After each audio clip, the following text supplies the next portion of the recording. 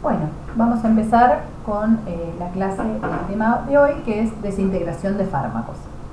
Antes de poder comenzar con el tema de esta clase, tenemos que conocer cuáles son los fenómenos que ocurren en el fenómeno de compresión. O sea, nosotros para obtener una forma farmacéutica sólida, en este caso vamos a hablar de comprimidos, para poder entender cómo ocurre la desintegración, tenemos que saber cómo llegamos a esta etapa, digamos, de esta forma farmacéutica. Bueno, para empezar, nosotros ya hemos visto que tenemos, por un lado, para tener el medicamento, principio activo y excipientes. La mayoría de las veces siempre tenemos, presencia de excipientes. Es muy raro encontrar un medicamento que solamente tenga principio activo. Como ven, vamos a tener que tener una mezcla de los mismos, en los cuales las partículas se van a ir acercando. Lo importante de la mezcla es que los componentes mantienen su identidad, es decir, se producen cambios físicos y no reacciones químicas. De hecho, en el caso que se produjera alguna reacción química, estaríamos hablando de una incompatibilidad con esos excipientes porque el principio activo no sería estable. Estas partículas se van uniendo aún más para formar los gránulos, que como ven son acúmulos de partículas que uno los ve macroscópicamente y siguen manteniendo su identidad y sus características. En la compresora, que es una máquina justamente donde se obtienen estos comprimidos, estas partículas se acercan mucho más hasta obtener la fórmula que ustedes ven, que la forma farmacéutica del comprimido es una forma compacta de estos polvos que han quedado apretados, comprimidos, como lo dice la palabra. Pero tiene que estar comprimidos de tal forma que cuando entren en contacto con el líquido, que el objetivo es liberar el principio activo, este comprimido se pueda desintegrar. ¿Qué es desintegrarse? Es cuando se rompe. Después vamos a ver la definición formal. Para volver a formar gránulos, es decir, que se van separando de a poco las partículas, las moléculas, hasta tener finalmente los principios activos separados de los excipientes, y ahí podemos decir que se produjo la liberación del principio activo. Entonces tenemos que saber un poquito justamente por qué tenemos que agregar estos excipientes. ¿Por qué no podríamos hacer un comprimido, por ejemplo, de un principio activo solamente? Una de las razones muchas veces es la dosis. A veces las dosis de los principios activos son tales que, por ejemplo, están en el orden de los microgramos, entonces serían muy difíciles de manipular para los pacientes. Entonces por eso a veces se agrega solamente para llegar a un peso adecuado para poder manipularlo. A veces, por las características del principio activo o por el tamaño de partícula, tenemos problemas en la mezcla, o sea que no podemos unir justamente estas partículas. A veces tenemos problemas de que se adhieren estos polvos a los punzones, entonces perdemos principio activo y una baja fluidez de estos polvos. Cuando tenemos principios activos con estas características, es por eso también que tenemos que agregar excipientes para solucionar estos inconvenientes. ¿Cuáles son los excipientes que se agregan? Bueno, tenemos el tema de los aglutinantes, los lubricantes y los surfactantes. Estos excipientes resuelven estos problemas que pueden surgir en la mezcla. Pero como esto se va complejizando, podemos resolver estos problemas, pero surgen otros inconvenientes que son muy serios porque sobre todo los lubricantes y también los surfactantes sabemos que traen problemas de disolución. Entonces esto va a generar una menor biodisponibilidad in vivo. Nosotros sabemos que para que se pueda liberar, el principio activo se va a disolver. Entonces, si no se disuelve, no vamos a poder detectarlo en sangre y no va a poder ejercer su acción. Para resolver este inconveniente es que se agregan los desintegrantes, que son otro tipo de excipientes, que justamente uno los adhiere y los agrega a la fórmula para mejorar la solubilidad. ¿Cuáles son estos disgregantes? Bueno, tenemos la crospovidona, la coroscamelosa sódica, el almidón, entre otros. Como ven, es algo bastante complejo porque las proporciones tienen que ser tales que vayan solucionando los problemas y no agreguen otro problema. Porque de hecho, si uno agrega una cantidad excesiva de desintegrante, quizás también tiene problemas para poder comprimir y justamente que se unan esas partículas para formar el comprimido. Entonces ahora sí vamos a la definición formal de desintegración, que yo les decía que informalmente es lo que uno ve cuando se rompe, se desarma el comprimido. Pero la definición formal se define como el estado en el cual los residuos de la unidad constituyen una masa blanda sin núcleo firme y palpable. Es decir, que cuando entra en contacto con el líquido se transforma en algo gelatinoso, amorfo, que ya pierde todas las características que tenía cuando era un comprimido. Hay que tener en cuenta que si este comprimido tiene algún tipo de cubierta insoluble, ya sea un recubrimiento o es una cápsula, cuando se produzca la desintegración, estos excipientes, estas cubiertas, estos recubrimientos no se van a disolver porque justamente son insolubles y van a quedar los restos en el tamiz. Después vamos a ver cómo es el aparato donde se hace, digamos, para determinar la desintegración. ¿Qué otro fenómeno tenemos que tener presente? Que es otro fenómeno y es diferente, es la disolución, que es el proceso en el cual un compuesto químico pasa desde el estado sólido al estado en solución. Entonces, vean que no es lo mismo. Desintegrar es esta obtención de esta forma amorfa del comprimido, como que se rompió, pero no es lo mismo que cuando se disuelve, que quiere decir que va pasando al estado de solución. ¿Por qué lo traigo? Estas dos definiciones.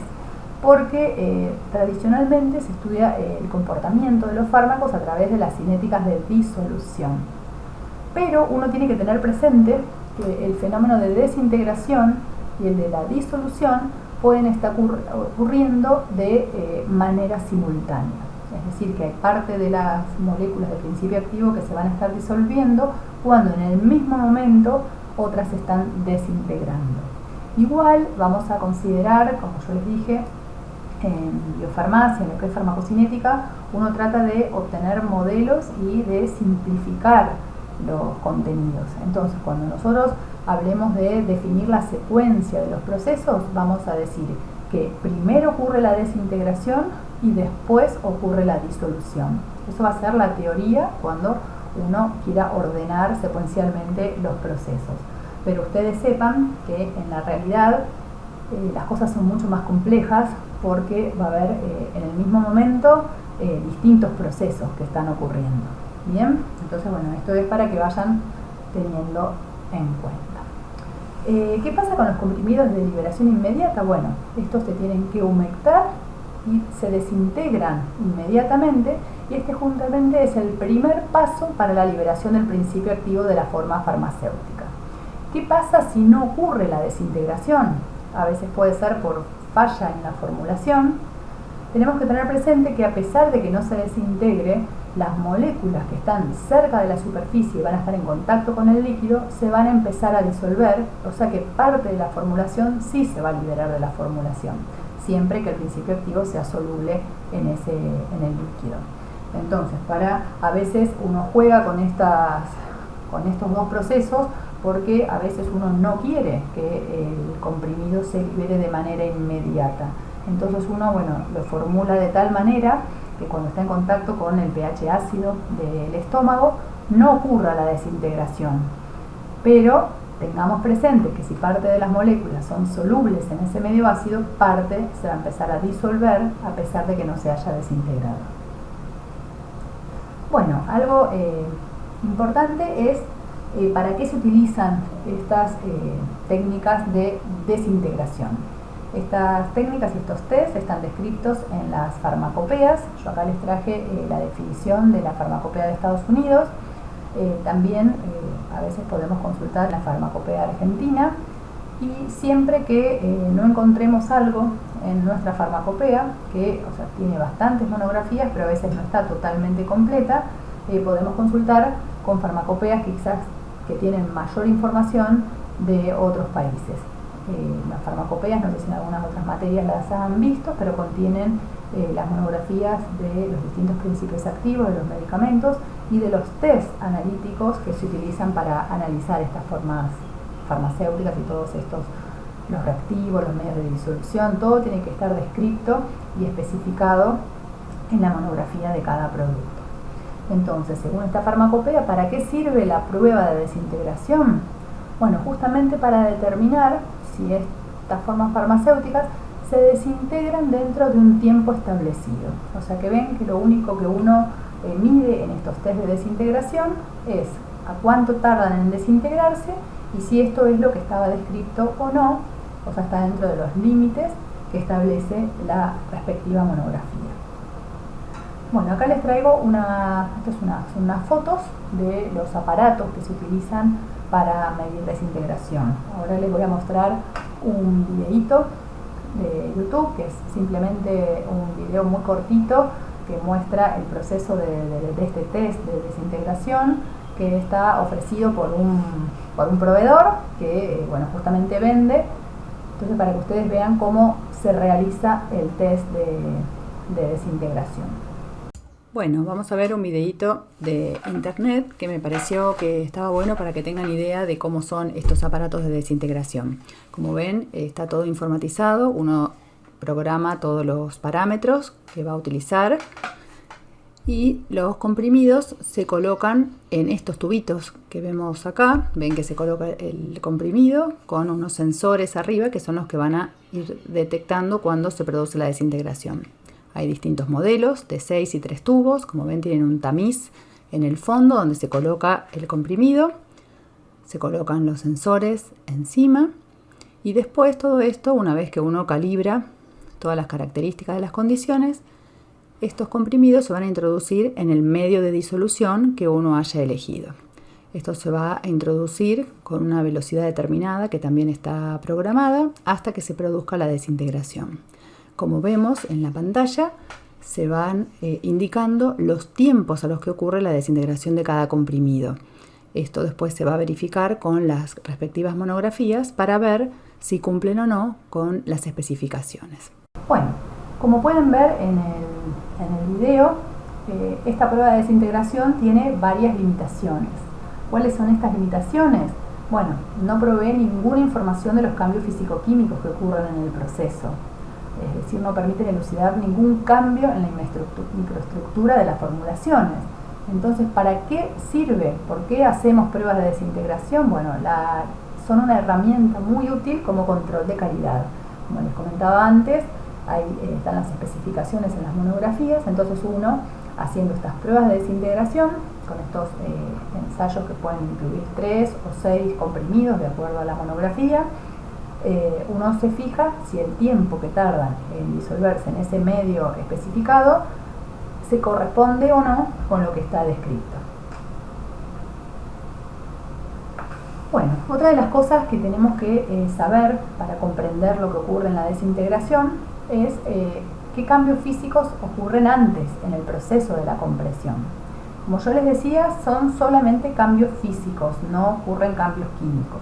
¿Cuáles son estos cambios? Bueno, tenemos el reordenamiento de las partículas, es decir, cuando lo vamos mezclando y cuando empezamos a comprimir, se empiezan a acomodar y acercar de tal manera que empieza a haber en un punto deformaciones elásticas, es decir, cuando apretamos los polvos para hacer esta compresión, al principio la fuerza es tal que estas deformaciones son reversibles, son las que podrían volver a su forma original. En cambio, las deformaciones plásticas son cuando la fuerza es mayor y ya cuando se cambió esta conformación no hay manera de volver atrás. Bien, es un proceso irreversible. Después, aparte de estas deformaciones plásticas, puede ser que la presión sea tal que se produzca una fragmentación de las partículas.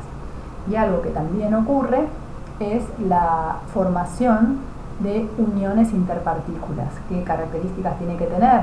Bueno, no tienen que ser de una fuerza, de una magnitud tal que cuando el comprimido se ponga en contacto con el líquido no puedan romperse, sino el comprimido no va a poder desintegrarse. Entonces vemos que estas cuatro cambios físicos que ocurren son los que tienen importancia cuando uno estudia el proceso de desintegración.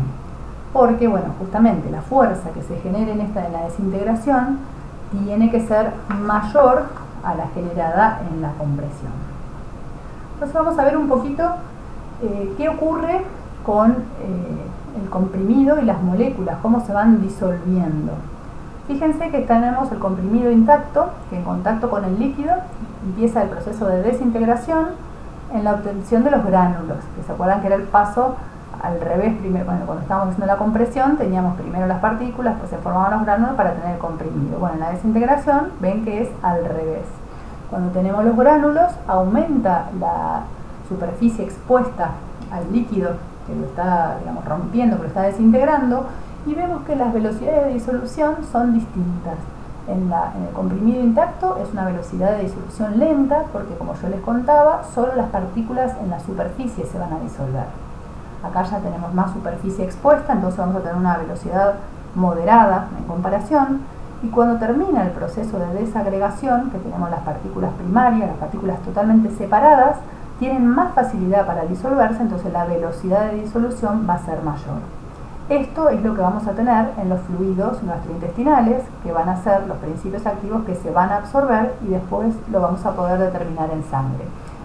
¿Por qué les muestro esto? Porque ven que uno mide una concentración, pero en realidad es el resultado de procesos que ocurren simultáneamente, es decir, se van disolviendo a distintas velocidades y uno tiene un resultado final. Como ven, es bastante complejo.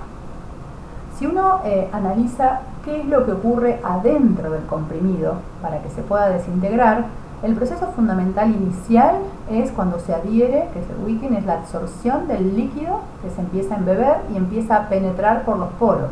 Cuando uno hace un comprimido, para que se pueda desintegrar, tienen que quedar algunos espacios vacíos, digamos sin principio activo, que es lo que nosotros llamamos poros, por donde va a poder penetrar el líquido.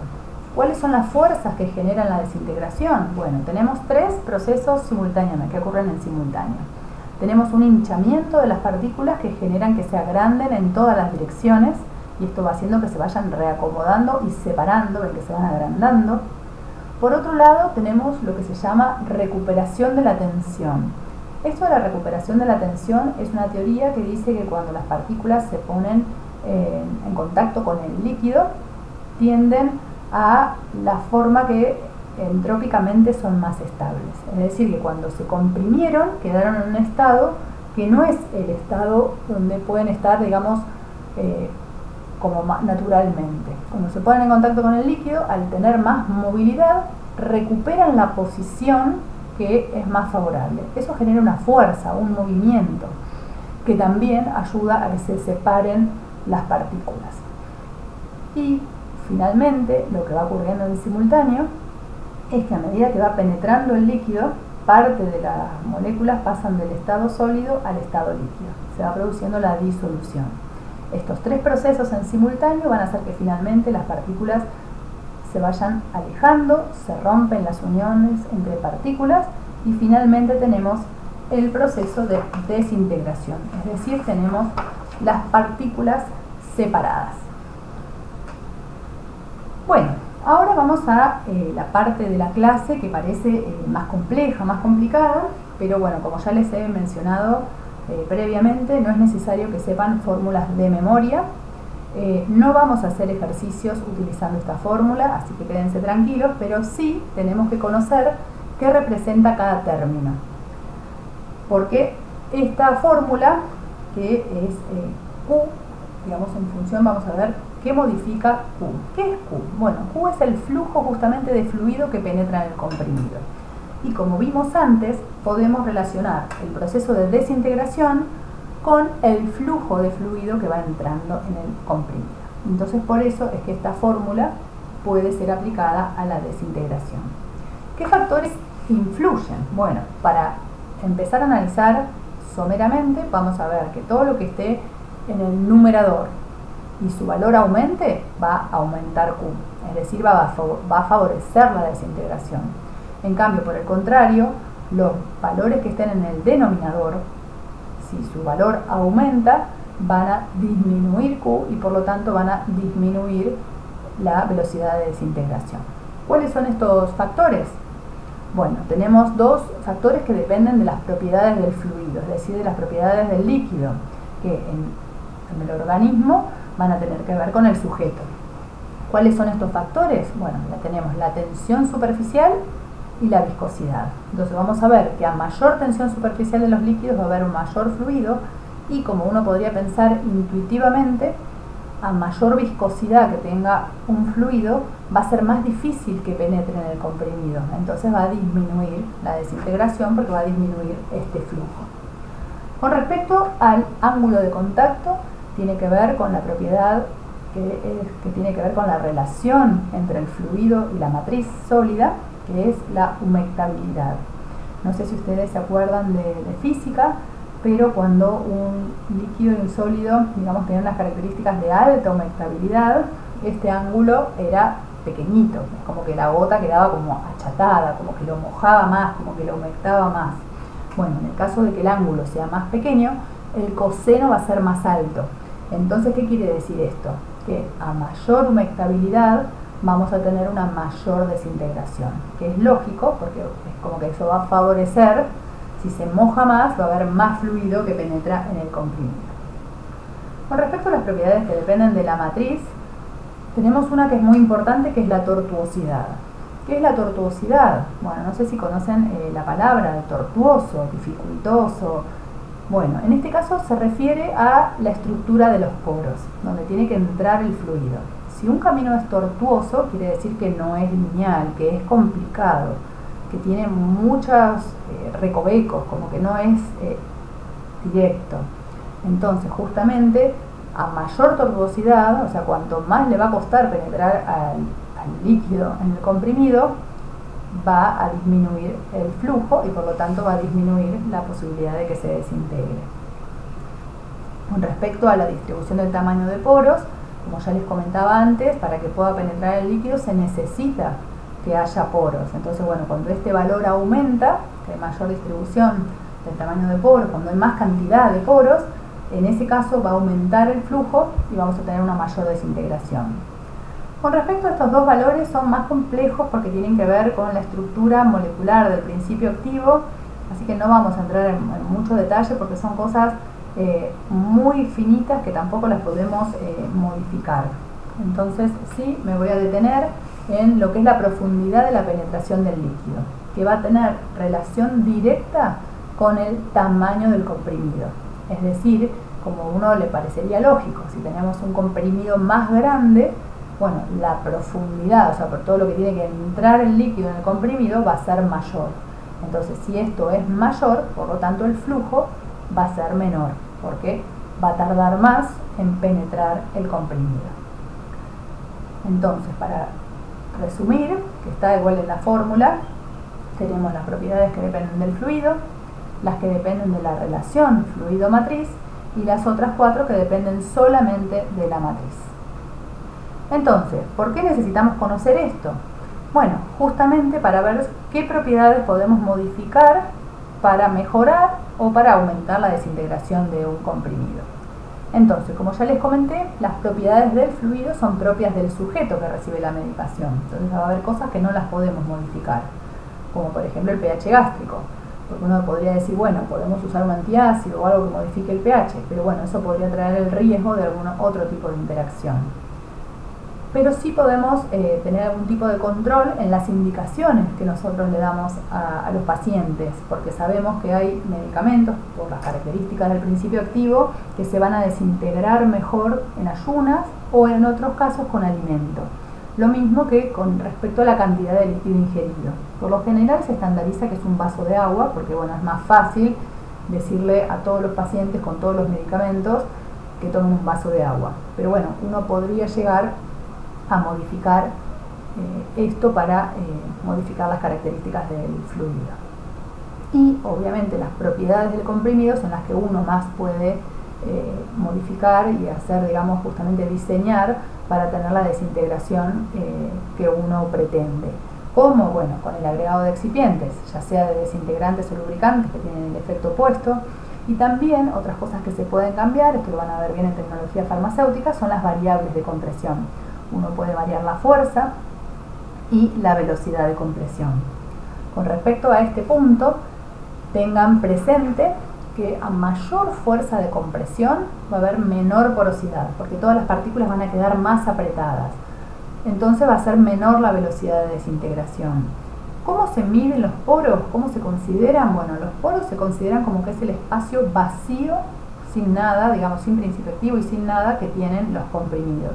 En general, para poder hacer una estimación, porque se imaginan que es muy difícil determinar esto, lo que se compara es el polvo compacto con respecto al peso de los comprimidos. Se supone que la diferencia en el mismo volumen que va a tener el comprimido es justamente por estos espacios vacíos que van a ser los poros. Entonces, si el polvo está tan compacto, o sea que es tan duro que no tiene ningún poro, bueno, el líquido no va a poder ingresar. Entonces, por lo tanto, seguramente va a tener una gran dificultad para desintegrarse. Otra cosa que también hay que tener presente es que no solo la cantidad de desintegrante que uno utiliza, porque en las fórmulas por lo general uno ya tiene la cantidad de miligramos o el porcentaje que tiene que utilizar de cada excipiente. ¿Qué puede pasar? Que uno utilizando las fórmulas ya determinadas no tiene el resultado esperado. Bueno, si uno utiliza una droga, en este caso de excipiente, de desintegrante, con un mayor tamaño de partícula, se vio que aumenta la velocidad y la magnitud del hinchamiento. Entonces puede llegar a haberse modificado el resultado del test de desintegración. Entonces, bueno, esto es algo que hay que tener en cuenta. Lo mismo que también influye es el tamaño, digamos, la distribución del tamaño de partícula de este desintegrante.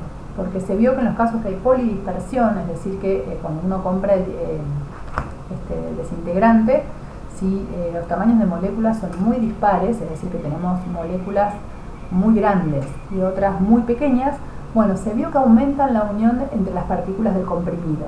Entonces, por lo tanto, aumenta el tiempo de desintegración. Si aumenta el tiempo, quiere decir que disminuye la velocidad, cuesta más que se desintegre. También se vio que las partículas pequeñas de desintegrante pueden obstruir los poros de esta superficie. Entonces, ¿esto qué hace? Que impide la penetración del líquido y, por lo tanto, eso es lo que a veces dificulta la desintegración. Entonces, bueno, son estos detalles que a veces uno cuando obtiene un resultado diferente, habiendo utilizado las cantidades que ya estaban establecidas, uno se tiene que empezar a preguntar si hubo algún cambio en las características de los excipientes. Y bueno, en la ficha técnica tenemos todos los datos del tamaño de partícula, de la distribución del tamaño de partícula, y si uno puede elegirlo, bueno, tiene que tratar de elegir la que tiene el tamaño de partícula que uno necesita. Bueno, no se olviden que el tema de los lubricantes, que era otro tipo de excipientes que nosotros agregábamos, tienen un efecto opuesto. Retardan la penetración del líquido y por lo tanto el comienzo de la desintegración. Y aparte se vio que con estos lubricantes a veces no quedan homogéneas las fórmulas, entonces hay partes del comprimido que tienen más lubricante que otras, entonces las mediciones en la desintegración pueden variar. Entonces a veces, ¿cómo lo detectamos esto? Bueno, cuando analizamos los 6 comprimidos, por ejemplo, unos tienen un valor del test de desintegración y otros tienen otro.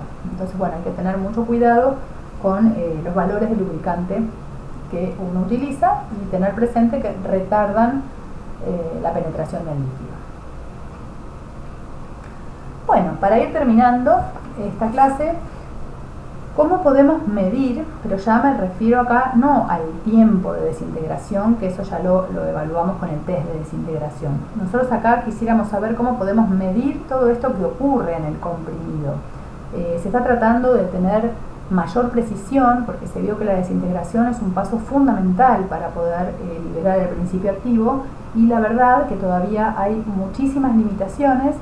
En general, lo que más se conoce es el momento que ingresa el líquido al comprimido, pero después todas las fuerzas y los movimientos, todavía no se ha encontrado un modelo matemático que prediga con exactitud, porque eso sería de gran utilidad para, bueno, uno podría variar las fórmulas y teniendo un modelo predictivo, podría, antes de hacer el test, de ya, bueno, predecir cómo va a ser el tiempo y cómo va a ocurrir la desintegración.